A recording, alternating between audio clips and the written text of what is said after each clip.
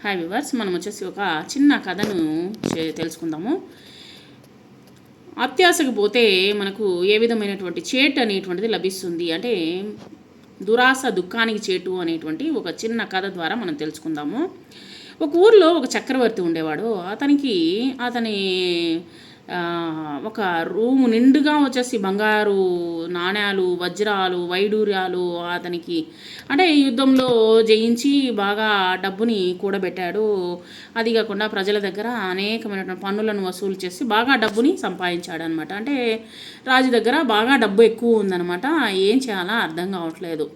అతనికి ఆ యొక్క రూము నిండుగా ఉండేటువంటి అంటే రూమ్ అంటే మీకు తెలుసు, అంతఃపురాల్లో ఎంత పెద్ద రూములు అనేటువంటి మీకే తెలుసు.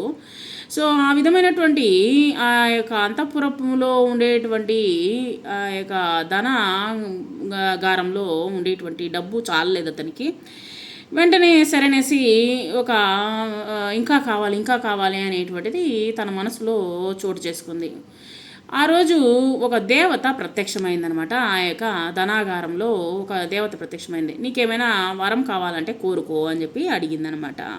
అడిగేసరికి రాజు అన్నాడు వెంటనే వచ్చేసి, ఈ డబ్బు మనకు చాలడం లేదు, మనము ఒక కోరిక కోరుకుందాము.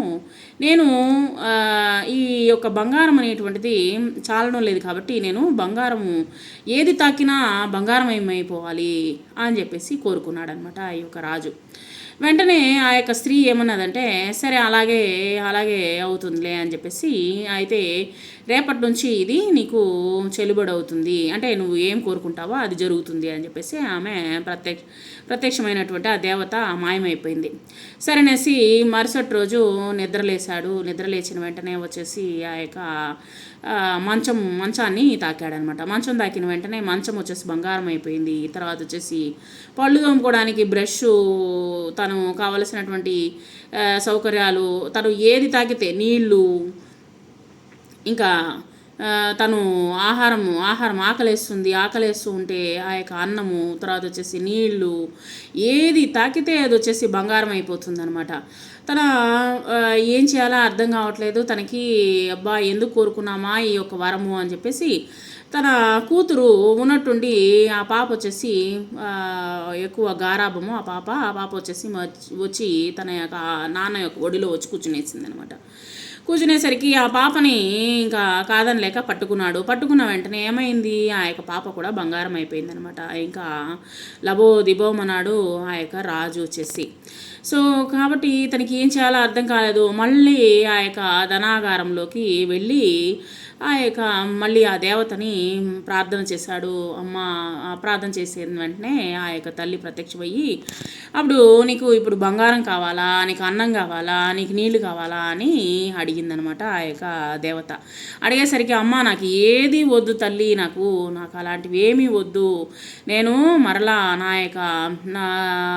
మొత్తము నా కూతురు అందరూ వచ్చేసి బంగారం అయిపోయారు, శిలగా మారిపోయారు, నాకు బంగారం మీద ఆశ అనేటువంటిదే పోయింది అని చెప్పేసి ఆ యొక్క తల్లితో చెప్పాడనమాట.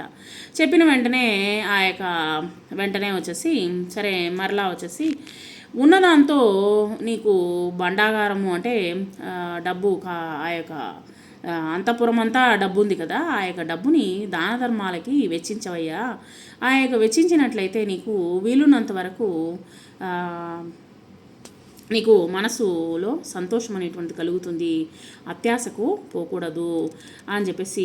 ఆశపడవచ్చు కానీ అత్యాశ దురాశ దుఃఖానికి చేటు అనేటువంటిది ఆమె చెప్పిందనమాట. వెంటనే కోలుకున్నాడు ఆ రాజు. అప్పటి నుంచి ఆ యొక్క మళ్ళీ అన్నీ నార్మల్గా అయిపోయింది, బంగారం అనేటువంటి మాయమైపోయింది. సో అప్పటి నుంచి తన దగ్గర ఉన్నటువంటి దాంట్లో వీలున్నంత వరకు అందరికీ దాన ధర్మాలు అనేటువంటిది చేయడం మొదలుపెట్టాడనమాట ఆ యొక్క రాజు. కాబట్టి మన దగ్గర